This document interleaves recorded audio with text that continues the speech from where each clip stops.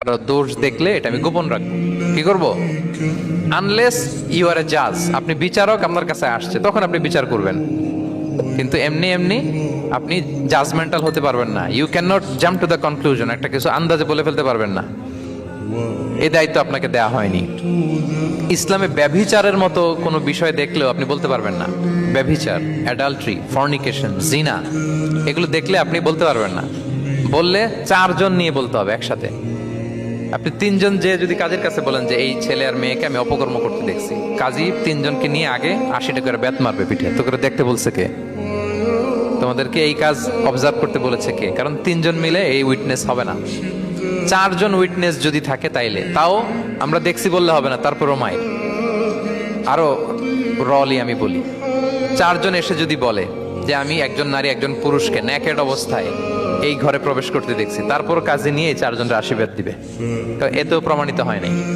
তারা হয়তো একটা জায়গায় অবস্থান করেছে কিন্তু বড় ধরনের কোনো পাপের সাথে লিপ্ত হয় নাই হয়তো। তার মানে একেবারে চাক্ষুষ, তাও নারী দিয়ে এই উইটনেস হবে না, চারজন পুরুষ এই পাপ কাজের চাক্ষুষ সাক্ষী ছিল, এটা যদি বলে, সবকিছু যদি মিলে যায় তারপরে তাদেরকে শাস্তি দেয়া যাবে, এর আগে সম্ভব না। এটা কোনো মানুষ কোনো পাপ কাজ এইভাবে লোকচক্ষুর সামনে কখনো করে না। তার মানে দেখেন এটা কেন এরকম শক্ত করা হলো, যাতে আপনি না বলেন, কারণ বলতে গেলে আপনি আরো মাইর খাবেন, অপবাদের শাস্তি পাবেন।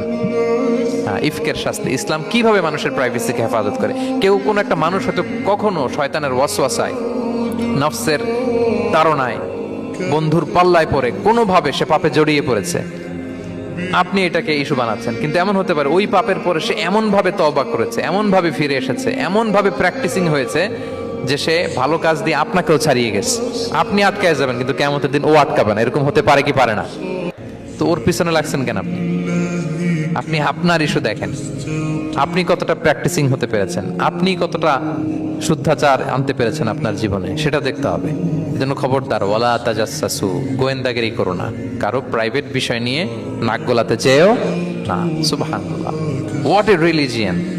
কত সুন্দর আমাদের ধর্ম! How lucky we are! আমরা কত ভাগ্যবান যে আল্লাহ তাআলা এই ধর্ম আমাদেরকে দিয়েছেন, এমন বিধান আমাদের জন্য প্রেসক্রাইব করেছেন যেগুলো মানলে আমাদের সমাজটা একটা জান্নাতের বাগান হয়ে যাবে।